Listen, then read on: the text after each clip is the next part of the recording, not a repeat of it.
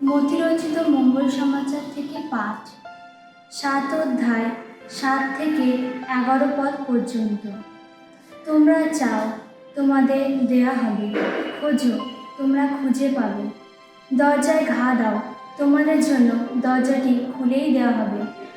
কারণ যে চায় সে পায়, যে খোঁজে সে খুঁজে পায়, যে দরজায় ঘা দেয় তার জন্য দরজাটি খুলেই দেওয়া হয়। তোমাদের মধ্যে এমন কে আছে, যার ছেলে রুটি চাইলে সে তাকে পাথর দেবে, কিংবা মাছ চাইলে দেবে সাপ?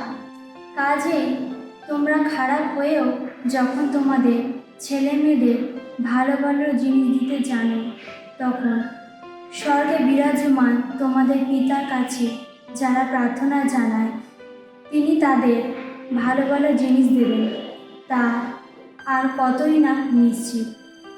প্রভুর বাণী।